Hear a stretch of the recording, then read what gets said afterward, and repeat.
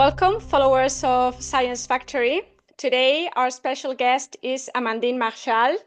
Amandine, c'est un plaisir de faire votre connaissance. Bienvenue. It's mine. Thank you for welcoming here. So, Amandine is an Egyptologist with a long career and with a very interesting research. She has written a lot of books, and she has also Egyptological channels in social media.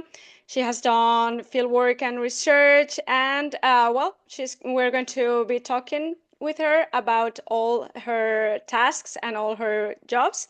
And first of all, you have written about 30 books covering a wide range of topics. What drives your passion for writing, and how do you choose your subjects? So my passion is driven by many things. First, because I enjoy so much learning things. So learning from books, from articles, from people as well, when I have a possibility to exchange is something really important for me. And I just enjoy so much the thing that when I found out about something, I say, oh, wow, that's great. And I just want so much to people feel the same way as me. And when I say people, it can be kids, it can be teenagers, it can be adults, because I consider there is no age finally to be interested by ancient Egypt. So yeah, like 30 books published so far, some for kids, some for adults, some for teenagers. It can be historical novels, it can be documentary books, scientific books. I collaborated as well with two comics. So that was new experience as well. That's the kind of thing I really enjoy.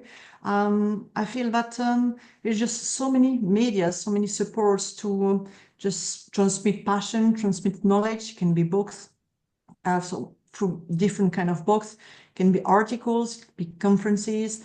Sometimes I go in school as well to exchange with kids.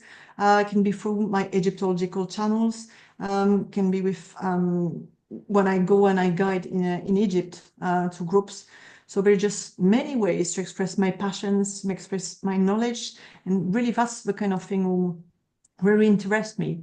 And about the books, how I pick the topics, I would say two different things. First, it can be subjects that people know, or maybe they think, just about like everything about it, because there is many different books about the topic, like mummification.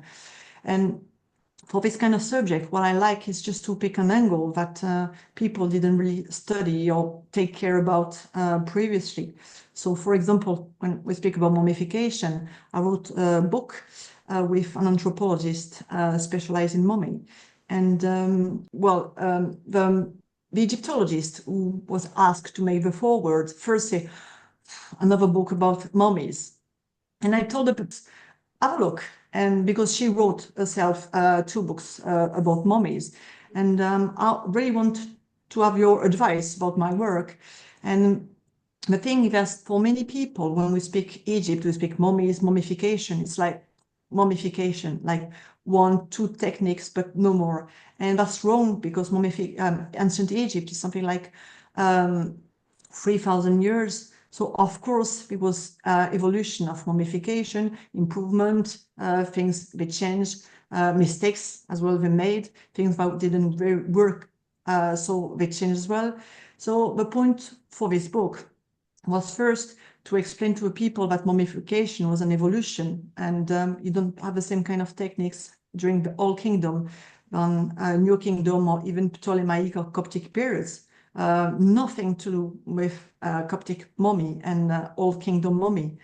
And the other point was to get an interest about Egyptian embalmers. Who were they? Because everyone is speaking about mummies, but finally, who were the ones who make the mummies? So that was interesting to see, were they poor people, rich people? Were there any women working in the embalmer's workshop? Were there kids working as well? So I had no clue about this kind of points when I thought about it, and I thought it would be really interesting to have an interest in research about it. And so there is a whole chapter in the book about it. And I found out, and I thought that was just great and crazy, that there was wardrobe keeping mummy. So that's something you find in a Ptolemaic era. So we guess, because we don't have any text about it, but we guess that some people, their burial was not ready yet. So we were put on the side, but inside the house. So you got the wardrobe, like around the belly, it was closed and the rest was open. So you had kind of window, and the mummy was just there in the coffin. And finally, she could keep on watching what was going on in the daily life of her family. And that is just great. And the Berlin Museum has two copies of this kind of mummy wardrobe. And that's something for me just crazy. And I thought, wow, that's just great. So it's not something that's going to change our look on mummification, but that's the kind of little points I think it's really interesting to know. So when I write books, either I pick a topic people know but with a different angle, or I just choose something that never been really studied before, like the two looting of the tomb of Tutankhamun that happened something like maximum 6 months after the burial. That's very interesting, and also to have a different approach about certain topics that are already widely known, but it's interesting to give them, as you were saying, a different angle. And you wrote a book that has been translated into Spanish, and it's called En el Antiguo Egipto, El diario de un niño. That one, okay. So, how was the experience of having your work reach a Spanish-speaking audience? Is it the first time you have one of your books translated into Spanish? So I'm good time because it was in 2005. That was the first book, so I just show it because I'm Yes, so good. proud about it.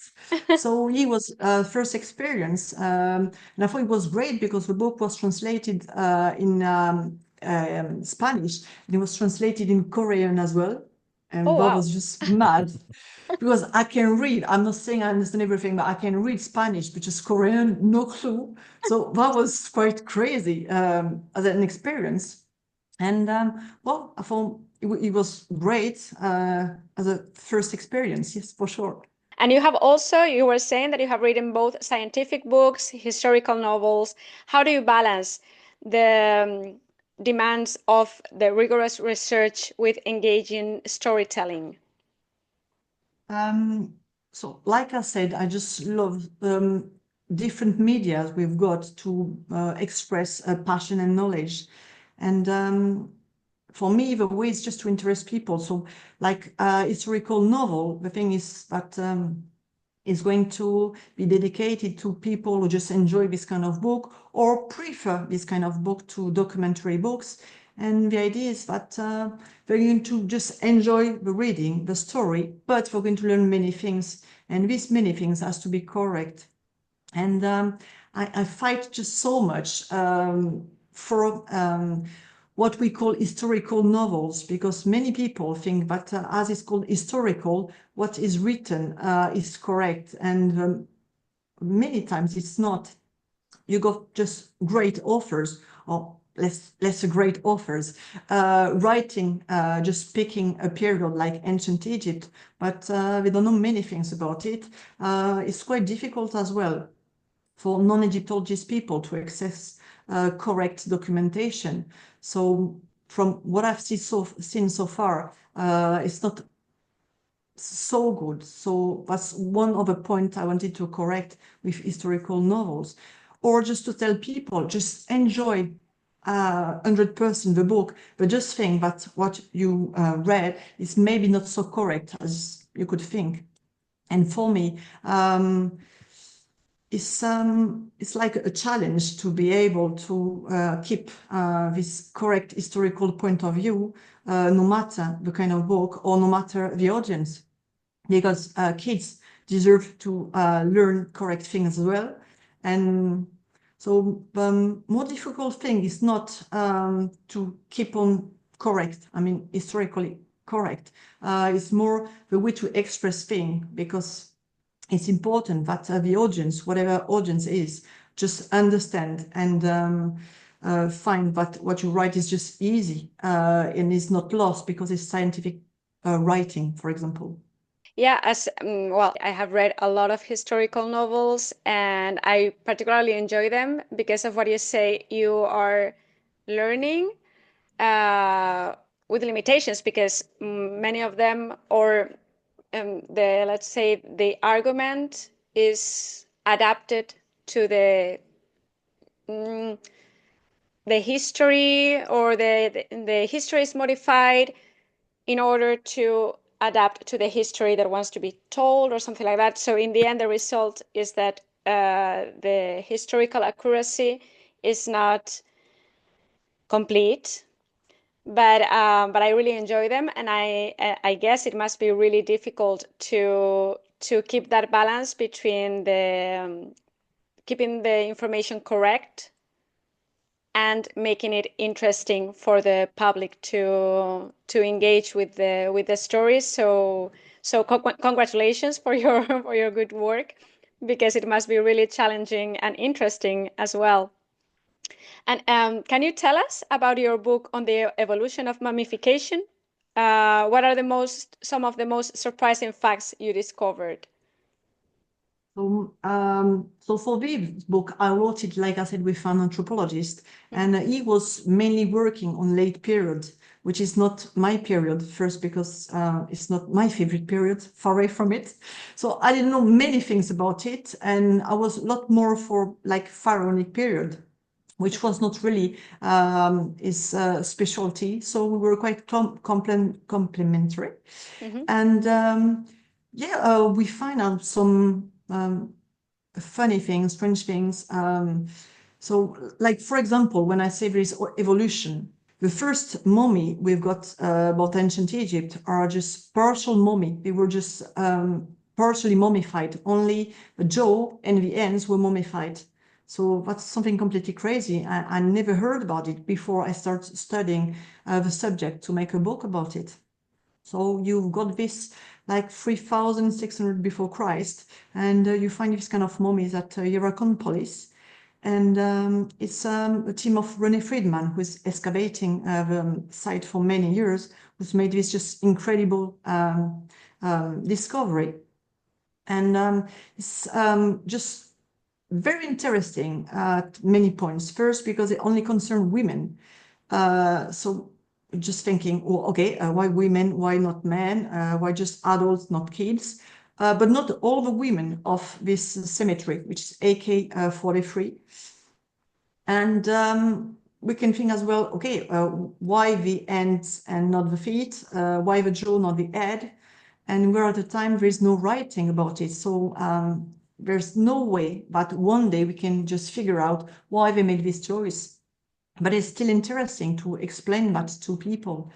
And when I was speaking about the evolution of mummification, to tell the people that finally it's not just one or two ways, but it's a constant evolution. There's something quite funny we've got. So for centuries from Old Kingdom, Egyptian embalmers removed internal organs to put them in a funerary contents called canopic jar. And just by the way, canopic jar has different representation of the vase, actually. And at the third intermediate period, it was like a new fashion. So embalmers still removing internal organs, but they mummified them and they put them back in the body. So on the other side, we still have a canopic jar, but they were just fake because there was just nothing inside. So this fashion didn't last for long. And after, so we just don't know why, but they change again. So they start to do like in the past with difference. So they always removed the internal organs, mummified them, put them in the canopic jar, and in the belly we found fake canopic. So it's just resin wrappings, but we've got fake organs inside the body, and yet on the side we've got the canopic jar. And I thought was just crazy, but thanks to that, we can know the period at what time the mummification happened, just with this kind of details. And you mentioned before that you have also explored the looting of Tutankhamun's tomb in your research. What do you think was the most significant finding in this regard? the study for this book was really great for me because no one ever published something like a big article or full book about the two looting that happened in the tomb of Tutankhamun just after the funerals. So the story in itself is very interesting because Carter found many clues regarding the looters themselves, the help that were provided to them on the second looting. We know quite precisely what they took out from the tomb. We know when they violated the tomb of Tutankhamun, and we know that the second time they were catched. So we don't know if it was inside the tomb or just outside on the surrounding of the tomb, but they were catched. And it was not a really so great idea to be catched when you were royal tomb robbers. And we know that with papyrus concerning late robbery. And something really important linked to this story is the disregard of Tutankhamun after his death. So we know that I II, which is the king, was just after him, robbed his own tomb.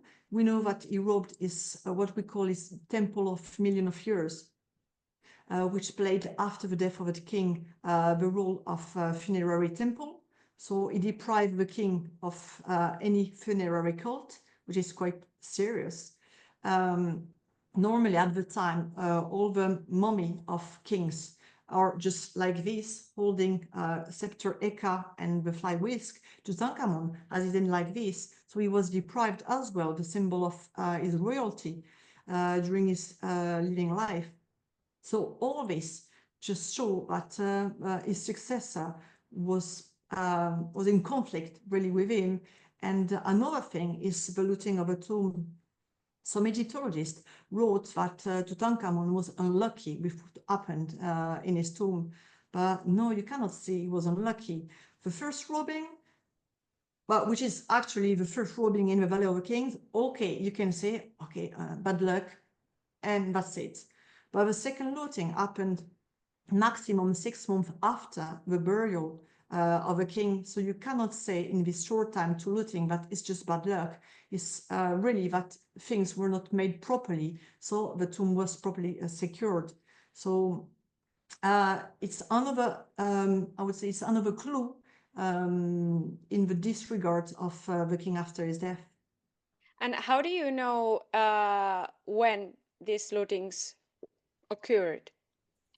First, because the Egyptologist was in charge of studying all the stamps, the real stamp that closed the door, noticed that when the two looting happens, both times the doors were closed and the stamps were used. So because of that, he said that it happened in a very short time. And on the second robbery, which is very interesting, is that Carter found on the ground of the first chamber, the antechamber, he found many lids of perfume vase. And we know that because it was not conservative at the time to keep in a correct state perfume or creams, their lifetime was quite short, 6 months maximum, once they were opened. And in the tombs, he found the lids of most of the perfume vase on the floor. So that means that the robbers were very interested, but was inside. So as they are huge vase, very heavy vase, they had no interest to remove that and to take that out.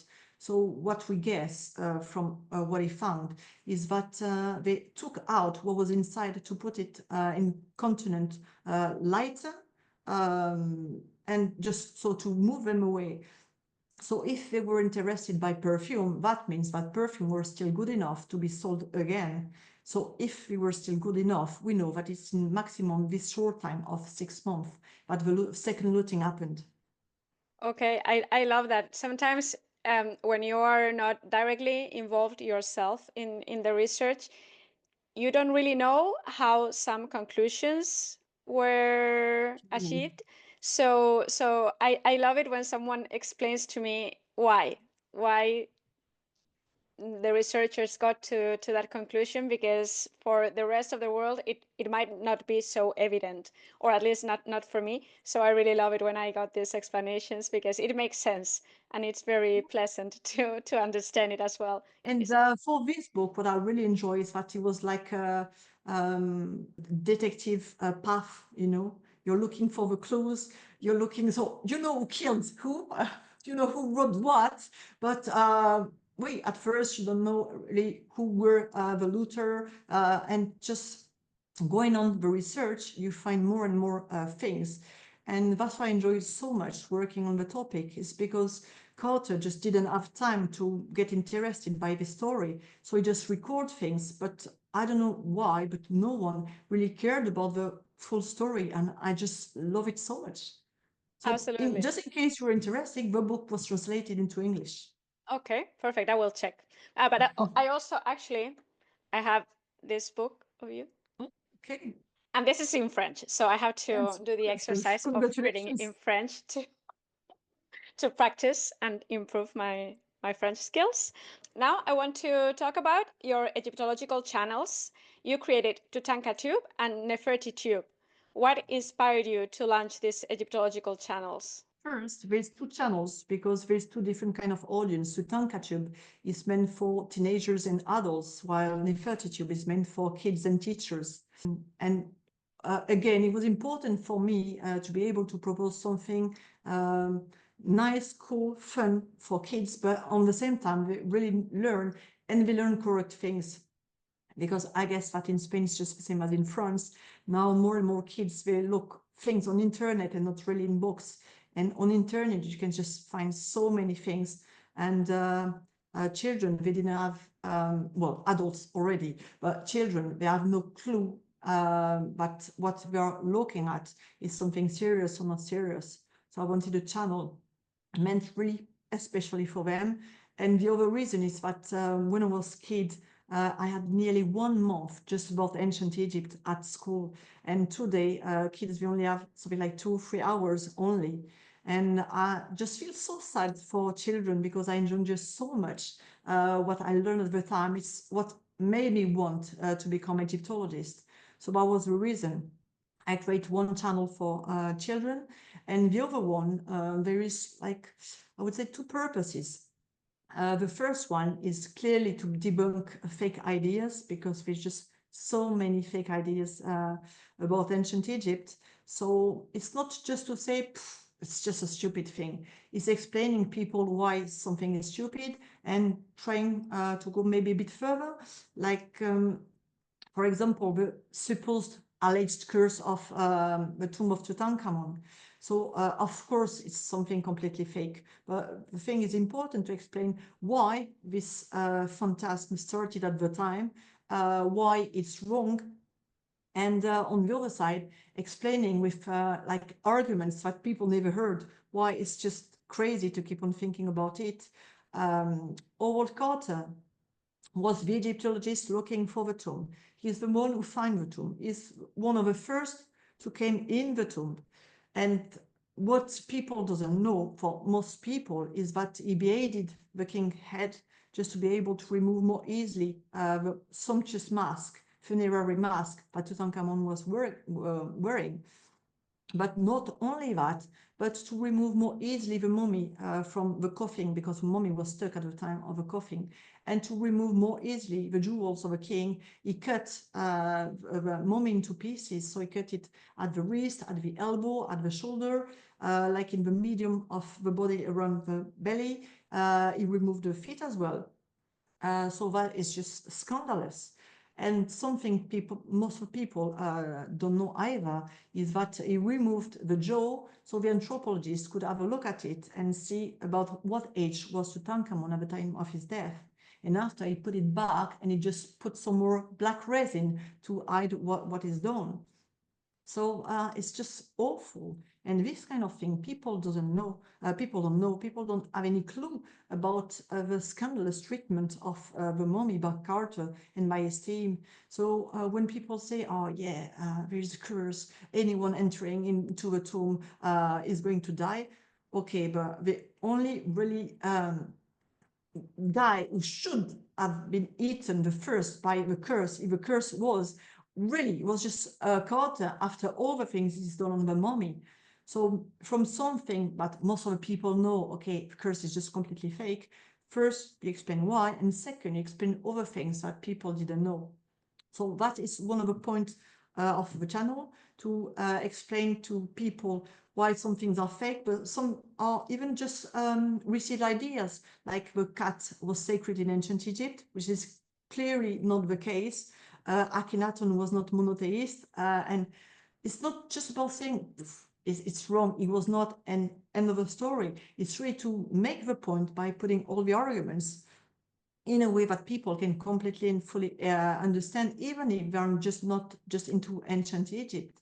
So that was the first purpose of the channel. And the second one is to make people discover an Egypt, ancient Egypt they didn't know or they just never heard about. Because as Egyptologists, we access many, many books. And in this kind of books, scientific books, not always easily readable by people, or just not accessible because they cost many money.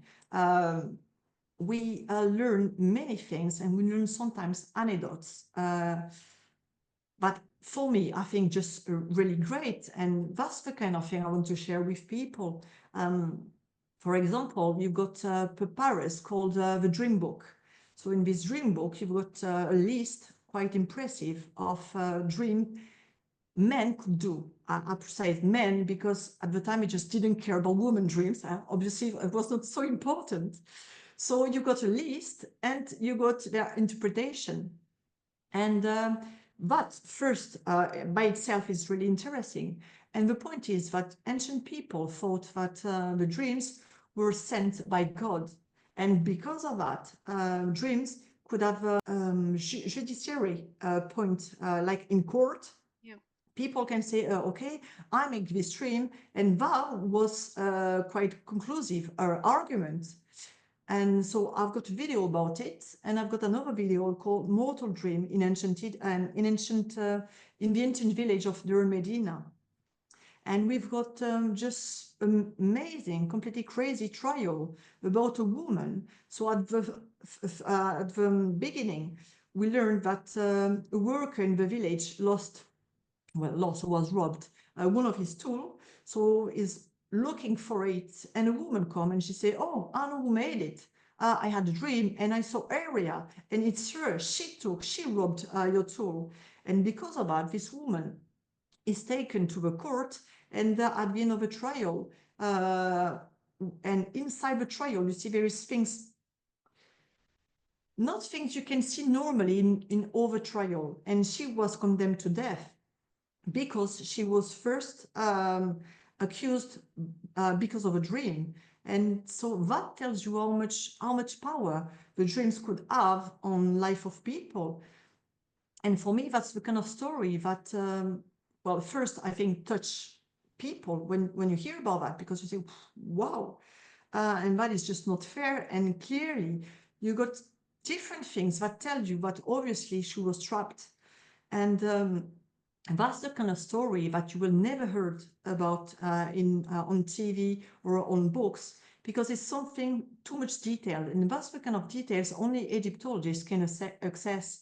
So that was exactly the kind of things I wanted to show and to share on Toutankatube, stories that you have never any chance to find out in another way. And I love them just so much, these kind of stories that show different Egypt, an Egypt that people doesn't know. And I think that that's very important, because this channel was not meant to say, oh, secret things, phantasm, mystery, curse. I want to show people that ancient Egypt is very rich, and it doesn't need these kind of words to attract people. And if you're really interested in ancient Egypt, you will enjoy the video, even if there is no phantasm behind it. Yeah, I totally agree. And I think it's a pity because, in my opinion, I think that the real history behind is much better than the fake history. For example, the curse of Tutankhamun and so on. I think if you read a book about how they started to talk about the curse of Tutankhamun, this started in such a funny way that it's interesting as well to know how these fake stories were originated, and the real story behind is, in my opinion, normally much more interesting than the fake one. One point really annoying is that people love an image of Egypt which doesn't correspond to any reality.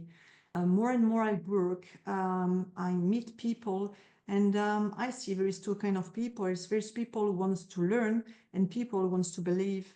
And for the people who wants to believe, they will tell you that no, you're wrong. I received just so many critics, but even insult when I made the video about cats were not so sacred in ancient Egypt.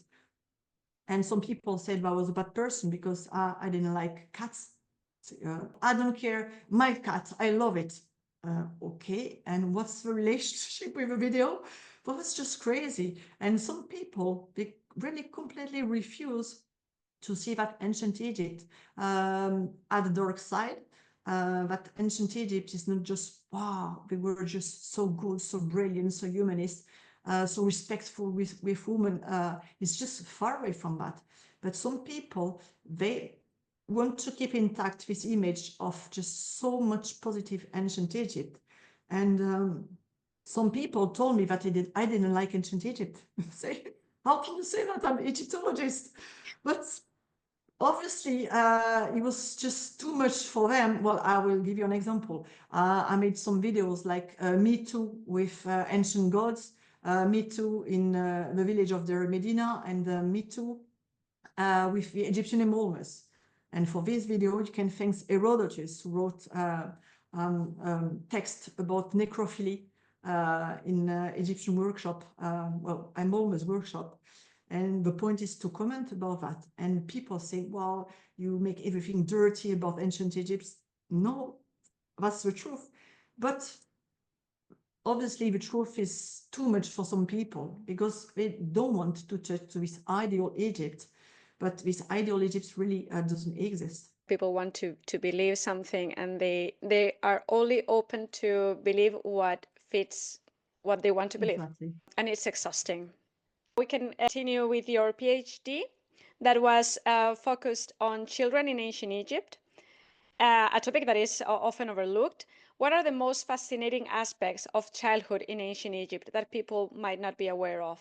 Well, it was quite a completely new subject because it was the first time that topic was meant on the subject regarding anything that touch children. So that could be a medicine, that could be magic, daily life, death. So it was really something very important just in itself, and from pre-dynastic periods to the end of the New Kingdom.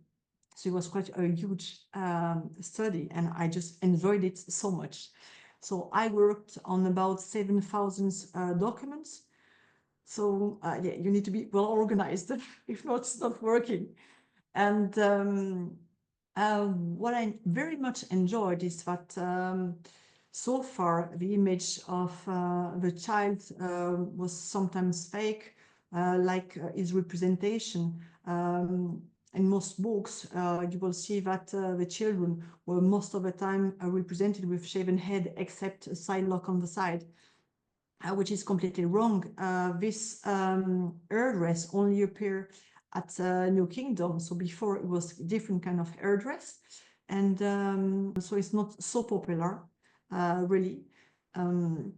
But because the documentation that show this kind of hairdress, which is the Theban tombs, were very popular, that installed a wrong idea about this kind of hairdress. I noticed that side of a lock, like left side, right side, was very important as well.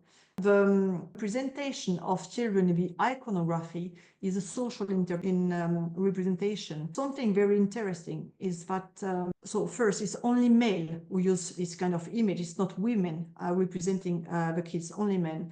So the men represent kids because they want to have a daughter of a son. So they represent, for example, statues of boy or girl because they want a boy or girl. because at the time in ancient Egypt, we are asking gods for both girls and boys, because ideal family is boy and girls. So in Greece, it was not the same. But if you had only boys, you could ask for girls, or the contrary. So that's the first point for the representation. Second, the child, especially the boys, are going to be represented to show that the man, the father, has an heir. So someone who's going to work after him, who's going to look after him when he's going to be old. And that is really the main representation. And in the iconography, you will never find any babies or infants in family. And for just a simple reason is that in ancient time, children mortality was very high. We think that out of 5 children, only 2 were able to go over 5 years old. So it's very, very few. And there was so many risks that the child was not going to go over like 5, 6-year-old. But before this time, it was just completely invisible. So when you see families like in statues or just in 2-dimension representation, you will never see any babies. So babies can be represented with a woman like on vase, on statue, either to ask for the protection of a child or to ask for a child, but they are never real babies or real infants. And that is something really interesting, because a child were invisible until a certain age, and they didn't get proper status, social status, until like 5, 6-year-old. It kind of makes sense, considering the case that many of them just didn't survive the younger period of age. So it feels like they don't want to get too attached to the baby. We cannot guess from this kind of representation how much they were attached to the children. And we know now that it's not because there was just so many kids dying during infancy, during childhood, that they decide to not be attached. We know today that they were attached to the children, but in a different way. And that's something I consider in my book, Child and Death in Ancient Egypt. And you can tell this when you see how they buried the children. I just remember some examples of parents placing a cushion just under the kid's head, just, like in a last way to say, okay, hello, have a nice sleep. Yeah. And it's something really touching, really removing. And you can tell that they care, but they care in a different way, because they had to protect themselves, because death touched really like most of the families in the ancient times. So of course we have to get this kind of protection, not to become just crazy. And that's something we still met in time, just not so long time ago. I read books about Egyptian motherhood, like in the beginning of the 20th century. And American obstetrician was saying that in the village where he was, so first it was very difficult for him, because he was in contact with female that has to be naked or half naked when they gave birth.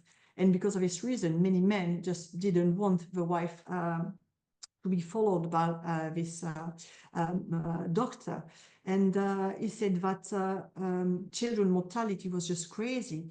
And you say it doesn't look like people really care about it. The thing is that people know, they know that the first child maybe is going to die soon, or so they care, but in a different way. So just to protect themselves. And he noticed that something like a century ago. And also, well, that gesture you described, that they put a kind of a pillow or a cushion under the baby's head, that shows tenderness indeed.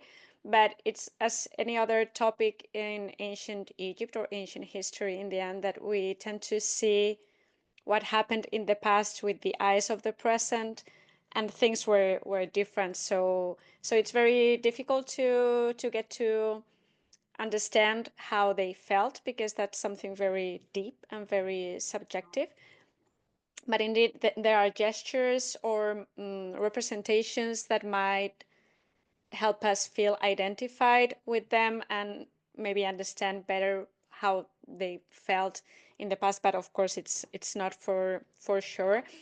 And Yeah, the next question was about your book Child and Death in Ancient Egypt. That how did you approach the topic, and what did you conclude in this book? I approached the topic in two different ways. I wanted to know what happened for the children once they were dead in the world of the living and in the world of the dead. So that was very two different kind of thing. For example, I wanted to know the children, their children, are they going to go in the same afterlife as adults in a different one? So that was the kind of question. I just didn't know if I would find an answer, and finally I got one. But that was the thing interesting to look for. And well, the conclusion, the book is like 570 pages, so it's quite huge. It's a work of life. What is really interesting is that you can tell that at the end, the child is not dead like anyone. Even after his death, he continued to keep different social status. Yeah, that would be really the main, I would say, the main conclusion. And you can tell that because something really interesting was, okay, so what is going to happen of the dead body? Is it going to go in a children's cemetery? Because several Egyptologists speak about children's cemetery. And finally, a very few are in this children's cemetery. A lot of them are just the parts of the social, the community cemetery. And in this one, you got a part dedicated to children, but it's still in the adult cemetery. So it's not in a different way. Regarding the tomb, it was interesting to see is the child buried alone with all the children, with one of his parents. When it's the case, it can be just close to the parents. It can be in another place, well, in another room, for example, in a mastaba. Which way was he placed in the tomb? On which side was his body protected? Was he mummified? What kind of object can you find in child tomb?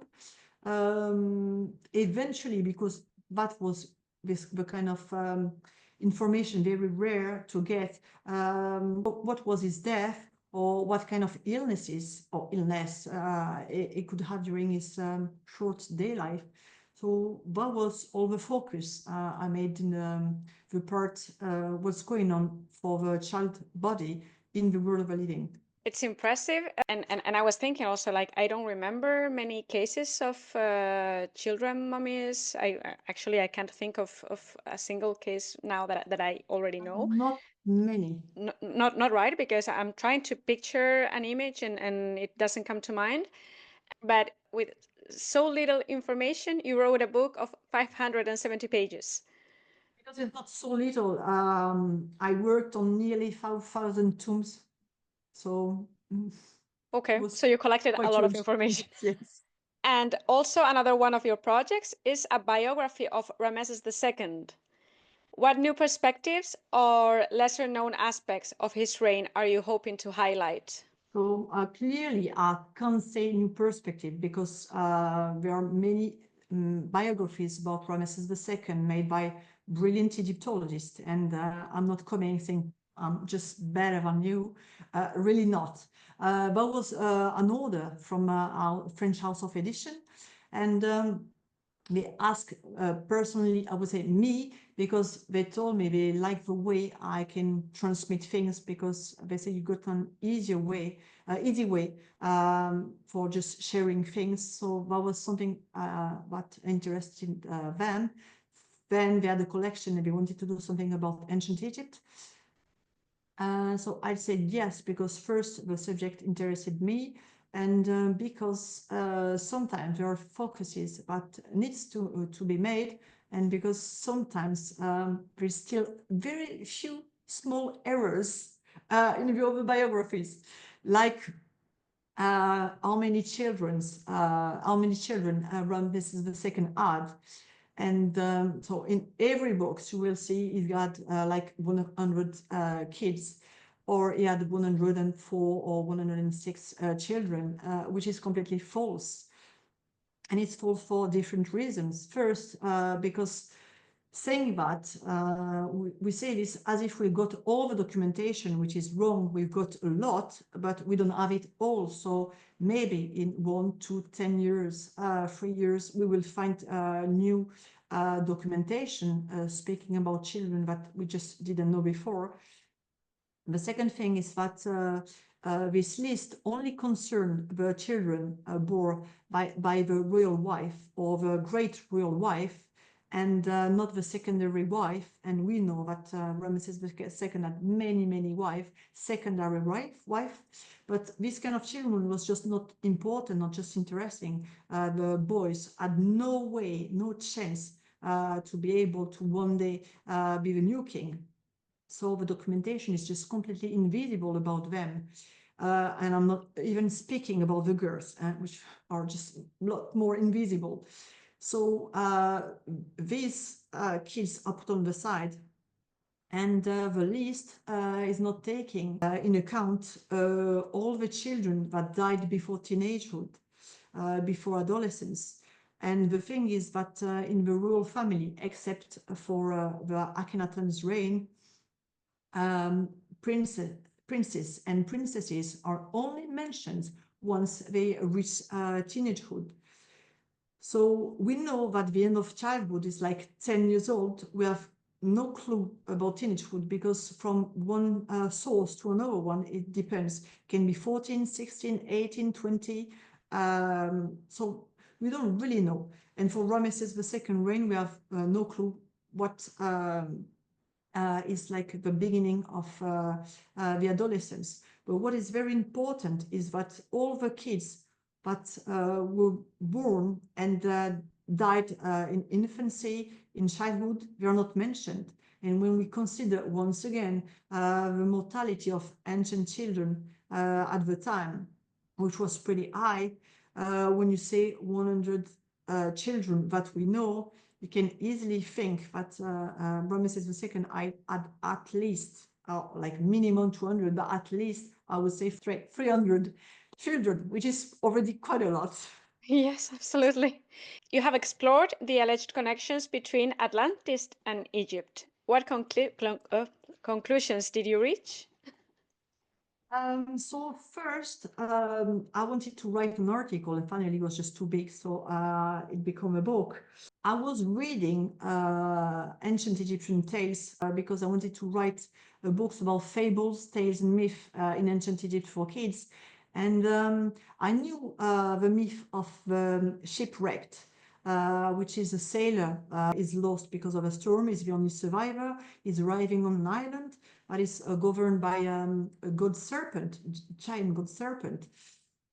And during the story, this serpent is going to say to the sailor, once you will return to your country, I will make this island disappear under the water because it's not meant to be seen by a human. And when I read that, I say, wow. And that recalls just so many things because new thing about the Greek story about Atlantis. So I knew things written by Plato, but at the time when I read that, I just didn't know that Plato is the one who invented the Atlantis, because Atlantis just only exists in Plato minds. And I thought, wow, that is just astonished. Incredible that it was just a coincidence. For me, it was just further than just a coincidence. So I started to have a look at it. And Plato made two writings speaking Atlantis. One gives the historical points, and the other one the mythical points of the story. And it's just crazy because in the two stories, you got just so many references to ancient Egypt through the priest. And Plato did something, I think it's just so funny, did something that many Greek authors did at the time. They used to use ancient Egyptian priests to assert things they wanted to say. So they say, okay, guys, don't believe me, don't trust me. Ancient Egyptian priests are saying that. And at the time, if they said that, of course it was true. And he used this trick to say, it's not me who say that, it's ancient Egyptian priests. And it made he made them say just so many things that in Egyptology we know that it's just wrong and it's just impossible. But so far, the people who really seriously studied Atlantis are on the Greek side, which is quite normal.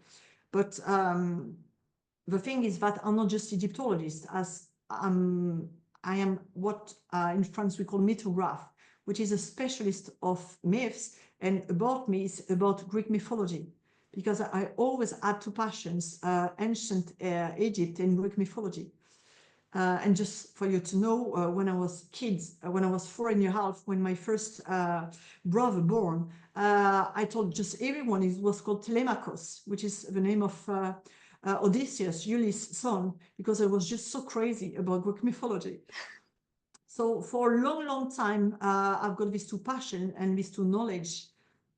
And the thing was interesting because I could say, okay, this is completely wrong because I'm Egyptologist and I know it's wrong. And on the other side, I could study the text as well as a specialist of ancient myth. And the study was just great, was just crazy, because you see why Plato decided to write about Atlantis. I had no clue at first, but when I'm just start to make my investigation, it was just finally obvious. And he made it that in a so judicious, just clever way, but at the time people trust the story, and they keep on trusting the story still now. And it worked because he used things right. He told wrong things, but okay, Egyptians said that, so okay, yeah, he was right. And he had made at least one trip in Egypt. And I'm sure, because there's too many coincidences between the Egyptian text and the Greek text, that he heard about the tale of the shipwreck. And he decided to pick some elements in his own story. Amazing. It's amazing. And it's another topic that comes up a lot from people that hear these stories and they like the exotic mysteries of Egypt and Atlantis and all these past lost civilizations. And I really love your approach. I'm going to search your book because I would really love to read it.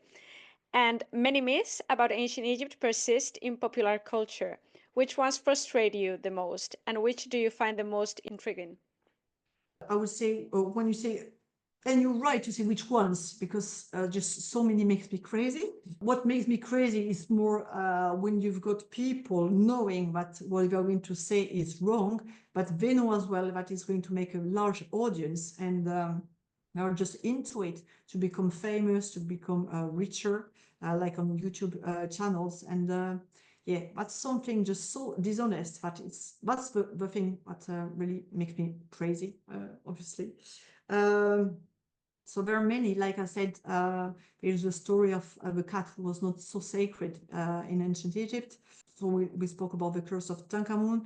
What was very interesting was to make the video about, so Akhenaten was not monotheist, with just so many arguments that just anyone can say, yeah, I never thought about it, but yeah, I've got the information, but I didn't think about it. For example, just one argument. Akhenaten, we know he's got minimum of 6 daughters from Nefertiti. One of them is called Siteben Ra, which is the elected person in the eyes of Ra, and the other one is called Neferu Ra, which is gorgeous, is the perfection of Ra. Would a pharaoh monotheist call 2 of his daughters with the name of another sun god? I've got a big doubt about it. And this is something that you cannot say just saying something wrong, because just everyone can find easily the name of his daughters. So many Egyptologists are saying that, yeah, is this, but the thing is that we've got arguments that can prove completely the contrary, and just there's no way to discuss about it, but because his daughters will call like this, and we've got just so many proof about that, and so many proof about other things. So I would say they are really too much. Some I just didn't want to pay attention, like electricity in pyramids, or like extraterrestrial pyramids. No, that's the kind of thing. I think I have a limit. And that's my limits. Okay, I want to bring something interesting to people and not to waste my time just telling them why they have to stop thinking that extraterrestrial people build the pyramids. Because just intelligent people know about it and they don't need more arguments about that. Yeah, totally.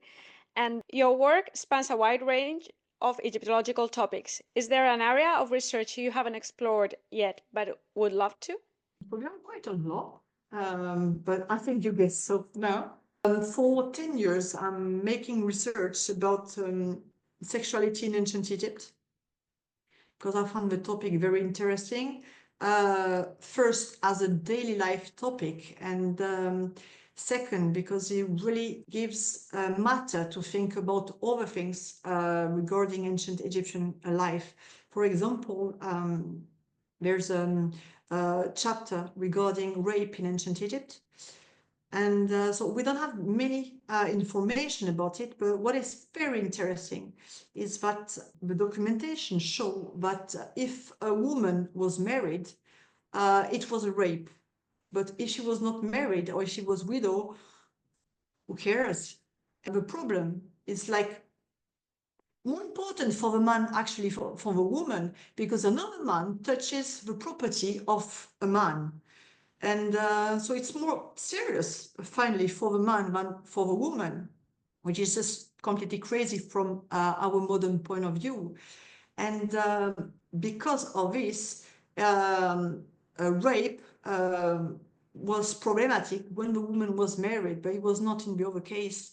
And that is something very interesting because more and more this last few years, you've got people saying, oh, Egyptian people, they were just so humanist. Egyptian people, they were so respectful with women. In ancient Egypt, women had the same rights as men, which is completely wrong, completely false.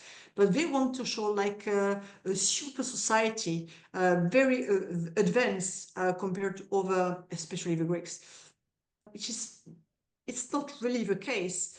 And we can see with this topic, the dark side I was speaking about just previously, about this ancient Egyptian society. Egyptian society disregard the women, so not just the same way as Greeks, because well, Greeks was very, very on top Level. and far away from Egyptians, obviously.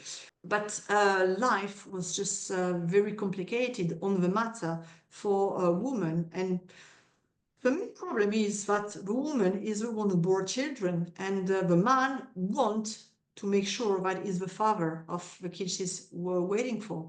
And that's the whole problem, and that's the whole problem for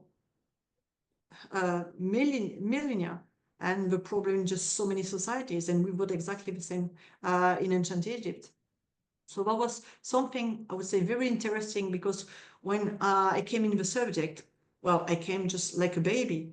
I say, okay, I hear things, but what is the case? And it's not important for me finding what is the truth. The truth is important, but the result is not. There is a whole chapter about mutilation, sexual mutilation, and regarding circumcision. It's quite funny because you see Egyptological writings, and you can tell that for these Egyptologists, it's like a question of death or life. That ancient Egyptians were all circumcised. And me, I don't care. I don't care if they are, it's fine. If they're not, it's fine as well. I don't want to prove something. I'm just waiting to see what the documentation is going to teach me. And that was something really interesting, because sometimes I found out things that I would have never imagined. For example, we know even some people disagree because this idea is just awful for them. But we know that since the Old Kingdom, the Pharaoh could marry his sister or half sister. I made a video about it on my channel Toutankatube, just to explain to people why it was the case and why it was normal and not shocking at the time. And it was really amazing to discover that case of incest were found, and not as exception, were found in just normal people. And that's something I could have never expect. For me, it was something meant for the rural sphere. And I could not imagine that this kind of practice could actually be on outside the royal families. And actually it is. So the subject is just crazy because I learned things, and I love learning things. I learned things, and I learned really unexpected things. Yeah, and it's interesting how you approach these really difficult topics. So from here, from Science Factory, we encourage you to continue your research to find out the truth. And it's also important what you were saying, that you don't expect to get to a conclusion before doing the research. So you just do the research, and whatever the answer you find, it's what the research gave you. So that's the whole scientific approach. So we wish you all the best, and we Thank hope you. to have you back in a near future to discuss more projects, or maybe the new book that you are going to be working on. You're always going to be welcome to Science Factory. Okay, thank you. That would be really my pleasure. Thank you. Thank you very much, Amandine.